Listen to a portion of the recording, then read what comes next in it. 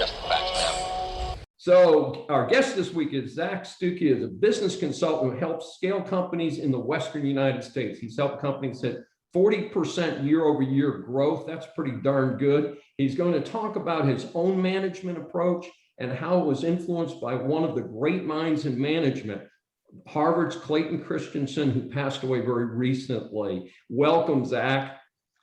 Thank you, Doctor. It's great to be here. Well, tell us how you get introduced to the work of Clayton Christensen. We talked about it in our pre-interview, and it sounds like a great story. Yeah, so I had never heard of Clayton Christensen, which is funny because I grew up in an entrepreneurial family. But so he and I share the same faith. We're both members of the Church of Jesus Christ of Latter-day Saints, and I actually served a mission with his son in Taiwan. And at the time, I had no idea who he was. His son was a leader for me and was doing some training and was just a great guy, just a really great guy, just serving and all of this stuff. I remember he got up early and made me pancakes, which is impossible to get in Taiwan. And it was just amazing. And so on our missions, we serve in companionships of just two people. And I got back together with my companion and he said, "Do you know who his dad is?" And I was like, "No." And so he explained who his dad is. And he's like, "Yeah, his dad's kind of a big deal. Like he completely transformed the way that we look at innovation in the United States." And I was like, "Huh, cool." So after serving my mission, I came home and started getting an education. And I had a professor who assigned a project where we had to read a book by a leading thinker in business. And so I chose Clayton's first book, The Innovator's Dilemma. And it was just fascinating. As I read it, I was blown away by the level of thought that he had put into his work. And the way that he saw things totally differently. And from there, it just opened the floodgates. And I've consumed so much of his work.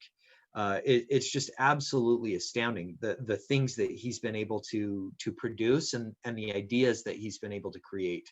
I mean, the guy Steve Jobs basically had him on speed dial. That's where the concept of the iPod and the iPhone were heavily influenced by Clayton Christensen's work. So yeah, just massively impactful stuff. Well, it sounds great. Tell our audience a little bit about the book. It's called The Prosperity Paradox: How Innovation Can Lift Nations Out of Poverty. And what messages might that contain even for the United States? Yeah, absolutely. So Clay's work is centered around this concept of innovation and how disruptive innovation comes about, right? And what he says is that there are basically four types of innovation. You have these potential products, which are products that no one's really figured out yet. Once they figure them out, then you have these sustaining innovations that just go through and they just make that product better and better and better. And then you have these disruptive products that step in and they grow markets by either attacking the low end of the market and moving up market, like Nucor Steel or Toyota and Honda in the 80s and 90s. And then you've got this efficiency innovation, which is let's just improve what we do and let's get our money back. And so essentially what this prosperity paradox is it's based off of this concept of innovation and how it's impacted by what Clay called the new church of finance. And what this new church of finance is, and it's really fascinating for me, who has a BS in finance, and let me tell you, sometimes it was BS.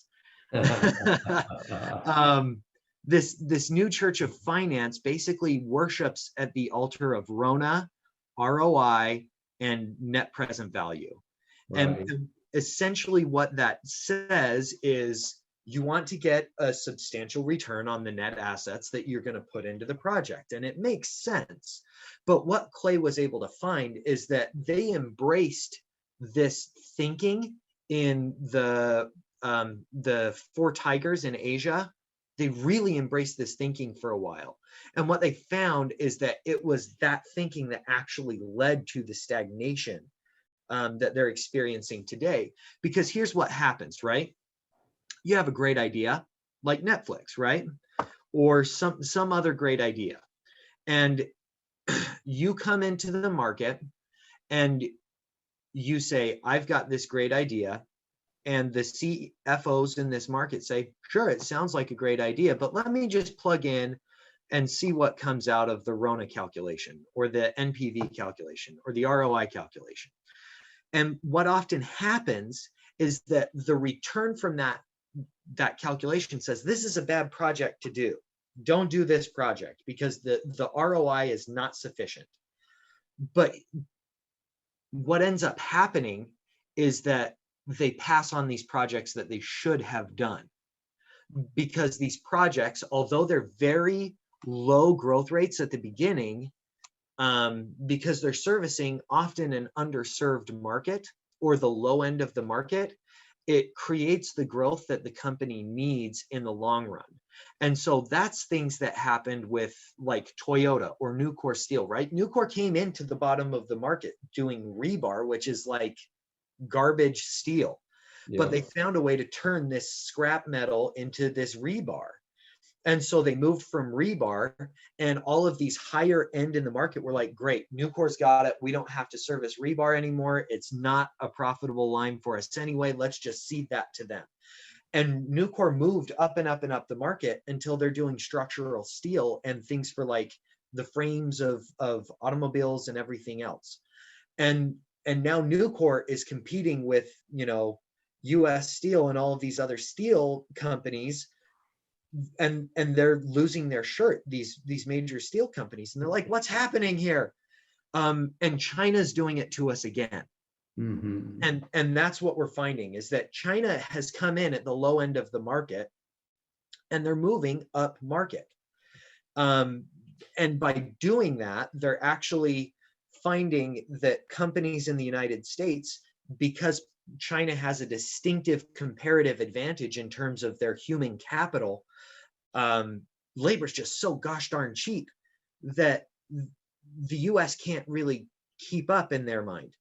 And so what they need to be doing, according to Clay, is they need to be saying, instead of not competing with these guys on the lower end, what we need to do is spin off a subsidiary company and absolutely compete with these guys on the lower end, because that will keep them contained down here on the lower end of the market. They'll never really be able to get enough market share to move up market.